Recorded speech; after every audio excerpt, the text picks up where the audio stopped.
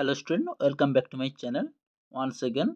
আজকে আমি ক্লাস 10-এর লাইফ সায়েন্স থার্ড সাবমিটিভ পরীক্ষার মডেল কোশ্চেন পেপার 2-এর কোশ্চেনপত্র তোমাদেরকে সলভ করব। ফার্স্ট বিভাগ কয়ের যে কোশ্চেনগুলো থাকছে 1.1-এর ফার্স্ট কোশ্চেন হচ্ছে উদ্ভিদের পার্শ্বীয় মুকুলের বৃদ্ধিতে সহায়তা করে কোন হরমোন? উত্তর হবে অপশন ক, সাইটোকাইনিন হরমোন। নেক্সট কোশ্চেন থাকছে মানুষের মস্তিষ্কের যে অংশটি শ্বাসকর্য, লালাক্ষরণ, মূত্রত্যাগ ইত্যাদি কার্য নিয়ন্ত্রণ করে সেটি হলো অপশন ক, পন্স হবে সঠিক উত্তর। এবার হচ্ছে নেক্সট কোশ্চেন দেখতে পাচ্ছ তোমাদের ক স্তম্ভ এবং খ স্তম্ভ দেওয়া আছে। Flexion, quadriceps, extension piriformis, rotation biceps দেওয়া আছে। এখানে কোন উত্তরটা তোমাদের ঠিক হবে? তোমরা দেখতে পাচ্ছ অপশন গ, এর হচ্ছে ফ্লেকশন হবে তোমাদের বাইসেপস পেশি হবে, বি এক্সটেনশন হবে কোয়াড্রিসেপস, রোটেশন হবে পাইরিফর্মিস। অপশন গ হবে সঠিক উত্তর হয়েছে। এবার হচ্ছে নেক্সট কোশ্চেন দেখো,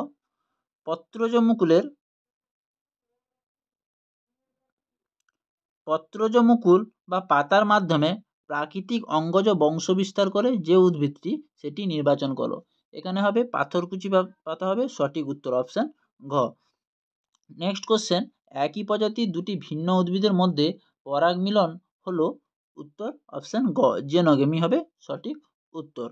এবার হচ্ছে কোন গ্রন্থিকে বার্ধক্যের জৈব ঘড়ি বলা হয়? থাইমাস গ্রন্থিকে বার্ধক্যের জৈব ঘড়ি বলা হয়, অপশন গ।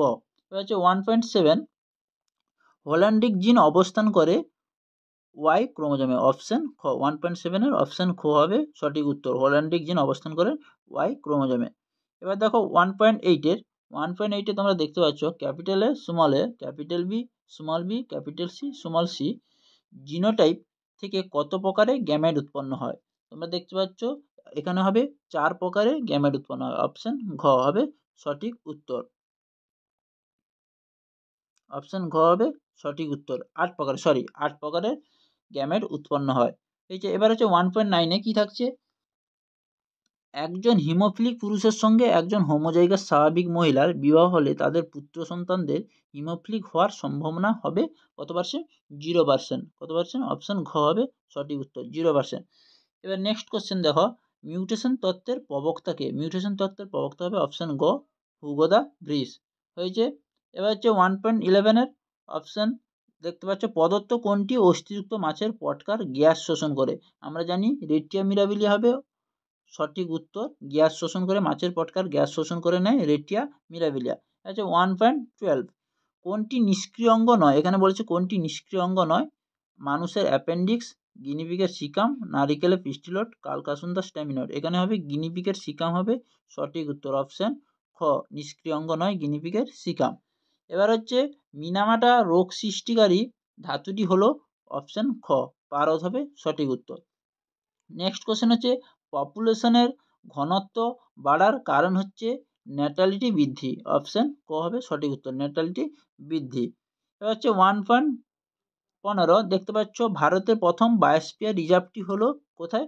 প্রথম বায়োস্ফিয়ার রিজার্ভ হবে নীলগিরি, অপশন খ হবে সঠিক উত্তর। এই হচ্ছে এমসিকিউ কোশ্চেন অ্যান্সার। এবার হচ্ছে বিভাগ ক্ষয়ে আমরা দেখে নেব। বিভাগ ক্ষয়ে দেখতে পাচ্ছ পরিবেশের পরিবর্তন শনাক্তকরণ এবং উদ্ভিদের সাড়া প্রদান পদ্ধতিকে কি বলা হয়? আমি উত্তরটা দেখাচ্ছি তোমাদেরকে। প্রথমের উত্তরটা হবে তোমাদের কি? সংবেদনশীলতা, 2.1 সংবেদনশীলতা। এবার হচ্ছে 2.2-তে কি থাকছে? 2.2-তে থাকছে দেখো, কোষচক্রে ড্যাশ দশাকে সুপ্ত দশা বলা হয়।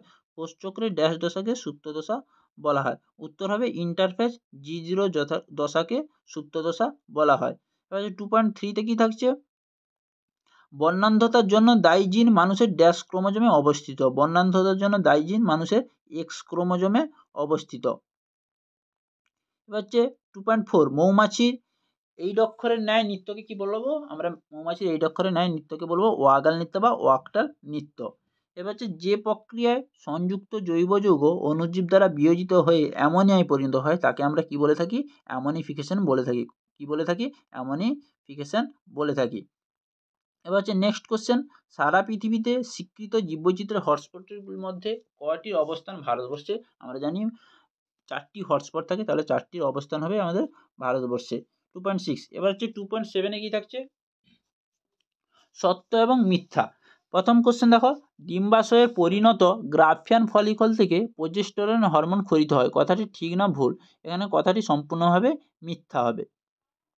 এবার 2.8-এ থাকছে দেখো, অযৌনজননে 2টি জনিত্রী জীবের প্রয়োজন হয়, এটাও ভুল হবে। সংযুক্ত কানের লতি অটোজম বাহিত বংশগত বৈশিষ্ট্য, এটা হবে কি সত্য। 2.9 এটা হবে সত্য। এবার 2.10-এ দেখতে পাচ্ছ, আদি পৃথিবী ছিল বিজারণধর্মী, এটাও সত্য হবে। পিএন হলো একটি গৌণ বায়ু দূষক, এটাও ঠিক হবে। আজ্ঞাবহ স্নায়ুর একটি উদাহরণ হলো অপটিক স্নায়ু, এটা ভুল হবে, অপটিক স্নায়ু হবে না। তাহলে দেখো, ডিম্বাশয়ে পরিণত গ্রাফিয়ান ফলিকল থেকে প্রোজেস্টেরন হরমোন খরিত হয়, এটা মিথ্যা। অযৌনজননে 2টি জনিত্রী জীবের প্রয়োজন হয়, এটাও মিথ্যা। সংযুক্ত কানের লতি অটোজম বাহিত বংশগত বৈশিষ্ট্য, এটা ঠিক। 2.10টা ঠিক, 2.11 ঠিক, 2.12টা হচ্ছে ভুল। তাহলে বোঝা গেল। এবার হচ্ছে এ স্তম্ভ এবং বি স্তম্ভ মেলাবো। ফার্স্ট দেখতে পাচ্ছ হাঁটু ও কনুই কি হবে, হাঁটু ও কনুই হবে কবজা সন্ধি, কি হবে, হাঁটু ও কনুই হবে কবজা সন্ধি। 2.13-এর কোন উত্তরটা ঠিক হবে, গয়ের, বি স্তম্ভের গয়ের উত্তরটা হবে কি কবজা কনুই। পরপর আমি বলে দিই। তারপর হচ্ছে এন্ডোস্পার্ম হবে কি ট্রিপ্লয়েড, গয়ের উত্তরটা ঠিক হবে ট্রিপ্লয়েড, 3N। থ্যালাসেমিয়া কি হবে, অটোজমাল জিনগঠিত রোগ। বায়ু দূষণ হবে বঙ্কাইটিস। শিম্পাঞ্জির উইপকার শিকার হবে কি আচরণগত অভিযোজন। এবং কচুরিপানা হবে কি খর্বদাবক। এই হচ্ছে 2.18-এর হয়েছে। এবার হচ্ছে দেখো 2.19-এ কি দেওয়া আছে, বিষদৃশ্য শব্দটি বেছে লেখো। এখানে স্ক্লেরা, লেন্স, করেট, রেটিনা, এখানে কোন উত্তরটা ঠিক হবে, উত্তরটা এখানে হবে স্ক্লেরা, উত্তরটা ঠিক হবে হয়েছে। এবার দেখো 2.20, আগাছানাশক হিসেবে ব্যবহৃত হতে পারে এমন 2টি কৃত্রিম অক্সিজেনের নাম বলেছে, তাহলে কি হবে, একটা হবে কি 2,4-D আর একটা হবে কি MCPA। এবার দেখো নেক্সট কোশ্চেন কি থাকছে, মাইটোসিস কোষ বিভাজনে ক্যারিওকাইনেসিসের স্বল্পস্থায়ী দশা কোনটি? স্বল্পস্থায়ী দশা হচ্ছে কি অ্যানাফেজ দশাটা হচ্ছে কি স্বল্পস্থায়ী দশা হচ্ছে অ্যানাফেজ দশা। এবার দেখো নেক্সট কোশ্চেন কি বলেছে, নিচের প্রথম শব্দজোড়াটি সম্পর্ক বুঝে দ্বিতীয় শব্দজোড়াটি শূন্যস্থানে উপযুক্ত শব্দ বসাও। পৌরোগামী যদি ডিম্বক রন্ধ্র হয়, মেসোগামী কি হবে, মেসোগামী হবে ডিম্বক ত্বক, মেসোগামী কি হবে ডিম্বক ত্বক। নেক্সট কোশ্চেন দেখো, মেন্ডেলের একসংকর জনন পরীক্ষায় প্রাপ্ত দ্বিতীয় অপত্যজনুর জিনোটাইপিক অনুপাতটা কত হবে, জিনোটাইপিক অনুপাত হবে 1:2:1 হয়েছে। এবার 2.24-এ দেখো, অঙ্গের ব্যবহার ও অপব্যবহার সূত্রের প্রবক্তা হচ্ছে কি ল্যামার্ক হবে সঠিক উত্তর। এবার হচ্ছে নিচের 4টি বিষয়ের মধ্যে কোন 3টি অপর বিষয়টি অন্তর্গত, সেই বিষয়টি খুঁজে বার করো এবং লেখো। ইউট্রিফিকেশন, দূষণ, জীব বিবর্ধন এবং বিশ্ব উষ্ণায়ন। এটা হবে দূষণের ক্ষেত্রে দেখা যায়, ইউট্রিফিকেশন দেখা যায়, জীব বিবর্ধন দেখা যায় এবং বিশ্ব উষ্ণায়ন দেখা যায়। তাহলে সঠিক উত্তরটা কি হবে, দূষণ হয়েছে। এবার দেখো পিবিআর এর পুরো নাম কি, পিবিআর এর পুরো নাম হচ্ছে কি পিপল বায়োডাইভার্সিটি রেজিস্টার। তাহলে বোঝা গেল 1 মার্কের কোশ্চেনগুলো, এসএকিউগুলো। এবার হচ্ছে বিভাগ গয়ের কোন কোশ্চেনগুলো, 2 মার্কের কোশ্চেন আমরা দেখে নেব। ফার্স্ট কোশ্চেন দেখো, পাখির উড্ডয়নে উড্ডয়ন পেশির ভূমিকা লেখো। তোমাদেরকে দেখাচ্ছি উত্তরটা, তোমরা দেখতে পাচ্ছ এখানে লেখা আছে পাখির উড্ডয়ন পেশির ভূমিকা। নেক্সট কোশ্চেন কি থাকছে, আলোর উৎসের অভিমুখে ভলভক্সের চলনকে কিভাবে ব্যাখ্যা করবে, দেখে নাও। আলোক উৎসের দিকে ভলভক্সের স্থান পরিবর্তন চলনের প্রকৃতি নির্ণয় করা আছে, এখানে দেখতে পাচ্ছ হয়েছে। এবার হচ্ছে নেক্সট কোশ্চেন দেখো 3.3 কি থাকছে, প্রদত্ত কাজগুলির সঙ্গে সংশ্লিষ্ট উদ্ভিদ হরমোনগুলির নাম লেখো। দেওয়া আছে কয়েকটি উদ্ভিদ হরমোনগুলির নাম লেখা আছে, আমি উত্তরগুলো দেখাচ্ছি তোমাদেরকে। দেখো ফার্স্ট কোশ্চেন কি আছে, ক্ষতস্থানে ক্যালাস গঠন, এটা হবে অক্সিন হরমোন। মূলের সৃষ্টি ও বৃদ্ধি, এটাও অক্সিন হরমোন। বোল্টিং পদ্ধতি, এটা জিব্বেরেলিন হরমোন। আর বিচ্ছিন্ন পাতার ক্লোরোফিল বিনষ্টকরণ প্রতিরোধ, এটা হবে সাইটোকাইনিন হরমোন। এবার যে 3.4 কি কোশ্চেন থাকছে, 3.4-এ থাকছে দেখো, মানবদেহে রক্ত সংবহনতন্ত্র ও মৌলবিভাগীয় হারের উপর অ্যাড্রিনালিন হরমোনের প্রভাব লেখো। দেখো অ্যাড্রিনালিন হরমোনের প্রভাব তোমরা দেখতে পাচ্ছ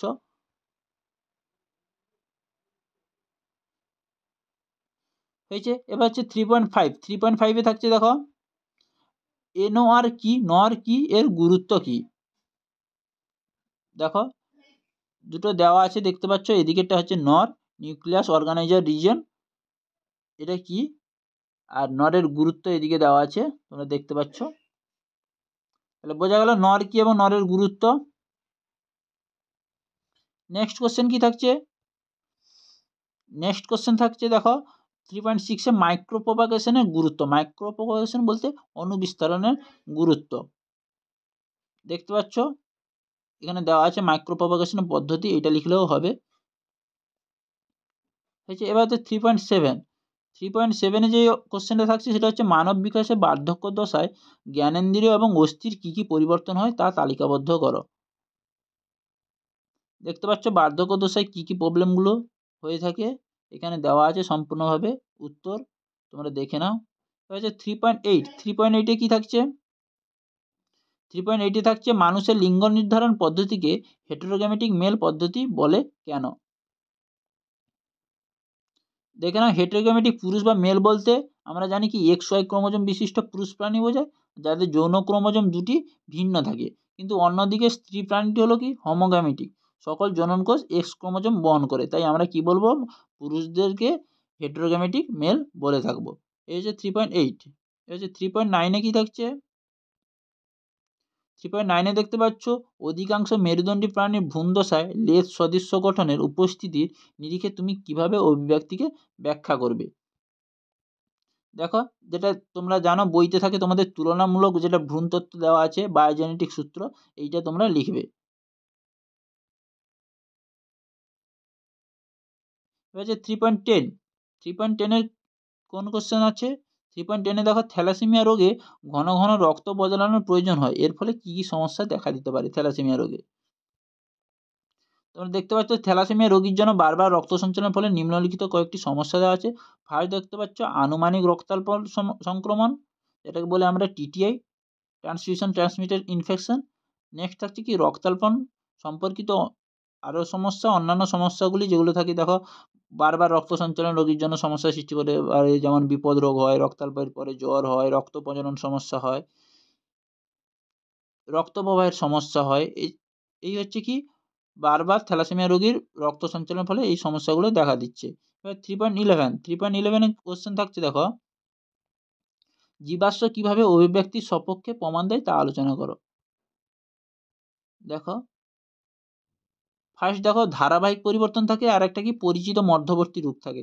এটা হচ্ছে জীবাশ্ম কিভাবে অভিব্যক্তির সপক্ষে প্রমাণ দেয় তা নিচে উল্লেখ করে দেওয়া আছে, তোমরা চাইলে স্ক্রিনশট মেরে রাখতে পারো। এবার 3.12 থাকছে দেখো একজন মৎস্য শিকারী উপস্থিতি অনুভব করে ভাসতে থাকা একটি মাছ জলের গভীরে প্রবেশ করলে মাছের এরূপ অভিযোজনের জন্য দায়ী অঙ্গটি ভূমিকা ব্যাখ্যা করো। এখানে তোমাদের কোশ্চেনটা ঘুরিয়ে দিয়েছে, তাহলে এখানে কোন উত্তরটা হবে, কোনটা, মাছের পটকার ভূমিকা হবে। বোঝা গেল, মাছের পটকার ভূমিকা, কেন মাছ তো আমাদেরকে জলে ডুবতে এবং মাছের পটকা আমাদের কি করে জলে ডুবতে এবং ভাসতে সাহায্য করে মাছকে, তাই এখানে কোশ্চেনটা ঘুরিয়ে দেওয়া আছে যে একজন মৎস্য শিকারী উপস্থিতি অনুভব করে ভাসতে থাকা একটি মাছ জলের গভীরে প্রবেশ করলো, মাছের এরূপ অভিযোজনের জন্য দায়ী অঙ্গটির ভূমিকা লেখো। তাহলে কোন অঙ্গটি দায়ী হচ্ছে, এখানে পটকা অঙ্গটি দায়ী হচ্ছে। তাহলে এখানে কি লেখো আমরা, রুই মাছের পটকার অভিযোজনগত বৈশিষ্ট্য, তোমরা দেখতে পাচ্ছ। এবার হচ্ছে 3.13 কোন কোশ্চেন থাকছে, 3.13 দেখতে পাচ্ছ ঘোড়ার বিবর্তনে 4টি গুরুত্বপূর্ণ বৈশিষ্ট্য লেখো যা পরিবর্তিত হয়েছে। দেখতে পাচ্ছ আদি পূর্বপুরুষ থেকে আধুনিক ঘোড়া বিবর্তনের কয়েকটি বৈশিষ্ট্য দেওয়া আছে। 1 নম্বর হচ্ছে দ্রুতগতির জন্য ধারাবাহিক দৈর্ঘ্য বৃদ্ধি পাবে, পায়ের দৈর্ঘ্য বৃদ্ধি পাবে, পায়ের আঙুলের সংখ্যা হ্রাস পাবে, পায়ের 3 নম্বর আঙুলের দৈর্ঘ্য ও প্রস্থের বৃদ্ধি পাবে, শক্ত ভূমিতে দৌড়াবার জন্য শক্ত খুরের আবির্ভাব হবে, পেশক ও পুরুপেশক ক্রাউনের আয়তন বৃদ্ধি হবে। তাহলে বোঝা গেল। এবার হচ্ছে 3.14 কোশ্চেন থাকছে দেখো মিথ্যজীবী ব্যাকটেরিয়া কিভাবে N2 সংবধন ঘটায়, নাইট্রোজেন সংবধন কিভাবে ঘটায় মিথ্যজীবী ব্যাকটেরিয়া। তোমার দেখো এখানে দেওয়া আছে মিথ্যজীবী জীবের দ্বারা কিভাবে নাইট্রোজেন সংবন্ধন ঘটাচ্ছে, সিম্বগোত্রীয় উদ্ভিদের মধ্যে এই নাইট্রোজেন সংবন্ধনটা হয়, হয়েছে। এবার হচ্ছে 3.15 কোশ্চেন থাকছে দেখো কার্সিনোজেন কাকে বলে উদাহরণ দাও। দেখো কার্সিনোজেন কি, কার্সিনোজেন হচ্ছে এক ধরনের ক্যান্সার সৃষ্টিকারী জীবাণু, বোঝা গেল, যে ক্যান্সার দেখতে পাচ্ছ তোমরা, ক্যান্সার শব্দটি এসেছে কোথা থেকে? ল্যাটিন শব্দ ক্যানক্রাম থেকে। ইংরেজিতে একে কি বলা হয়? কার্সিনোমা বলা হয়। যে পদার্থ থেকে ক্যান্সার সৃষ্টি হয় তাকে আমরা কি বলে থাকি? কার্সিনোজেন। বোঝা গেল? এবার হচ্ছে ক্যান্সার বোঝা গেল, কার্সিনোজেন কি? এবার হচ্ছে 3.16 যে কোশ্চেন থাকছে, 3.16 কোশ্চেন থাকছে, দেখো পদার্থ বৈশিষ্ট্যগুলির ভিত্তিতে বিওডি ও সিওডির মধ্যে পার্থক্য লেখো। বিওডি এবং সিওডির মধ্যে পার্থক্য। বিওডি ও সিওডির মধ্যে দেখো, বিওডি এবং সিওডি হলো জলের গুণমান এবং জৈব দূষণের মাত্রা নির্ণয়ের জন্য অপরিহার্য পরামিতি। বিওডি জৈবিক অবক্ষয়ের সময় অণুজীবের দ্বারা গৃহীত অক্সিজেনও পরিমাপ করে, যা জৈব অবচনযোগ্য জৈব পদার্থকে প্রতিফলিত করে। এই হচ্ছে বিওডি পার্থক্য। আর সিওডি হচ্ছে বায়োডিগ্রেডেবল এবং নন বায়োডিগ্রেডেবল উভয় পদার্থে রাসায়নিক জ্বালানের জন্য প্রয়োজনীয় অক্সিজেন সমতুল্য পরিমাপ করে। এই হচ্ছে বিওডি এবং সিওডির পার্থক্য। এবার হচ্ছে নেক্সট কোশ্চেন দেখো 3.17। নেক্সট কোশ্চেন কি থাকছে? লাস্ট কোশ্চেন যেটা বিভাগ গয়ে, জীববৈচিত্র্য সংরক্ষণে IUCN রেড লিস্টের গুরুত্ব ব্যাখ্যা করো। লাস্ট কোশ্চেন বিভাগ গয়ে 2 মার্কের লাস্ট কোশ্চেন। তোমরা দেখতে পাচ্ছ IUCN এর রেড লিস্ট সংরক্ষণে একটি গুরুত্বপূর্ণ ভূমিকা পালন করে, তার একটি তালিকা দেওয়া আছে। ফার্স্ট হচ্ছে দেখো বিপন্ন প্রজাতি শনাক্তকরণ। নেক্সট পয়েন্ট থাকছে সংরক্ষণ পরিকল্পনা ও কৌশল নির্ধারণ। নেক্সট থাকছে নীতিমালা ও আইন প্রণয়ন সহায়ক। তারপর থাকছে গবেষণা ও পরিবীক্ষণ। নেক্সট সচেতনতা বৃদ্ধি। এবং লাস্ট কোশ্চেন থাকছে, লাস্ট স্ট্যান্ডার্ড থাকছে আন্তর্জাতিক সহযোগিতা। এই হচ্ছে IUCN এর রেড লিস্টের একটি গুরুত্বপূর্ণ তালিকা দেওয়া আছে। তাহলে বোঝা গেল কোশ্চেনগুলোর সলভগুলো। তো এই ছিল আজকের এই মডেল কোশ্চেন পেপার 2 এর প্রশ্নপত্রের অ্যান্সারগুলো। তো ভিডিওটি অবশ্যই তোমাদের ভালো লাগলে অবশ্যই লাইক করো, কমেন্ট করো, শেয়ার করো এবং চ্যানেল নতুন হয়ে থাকলে চ্যানেলটিকে সাবস্ক্রাইব করে রাখো। পরের নেক্সট মডেল পেপারে দেখা হচ্ছে।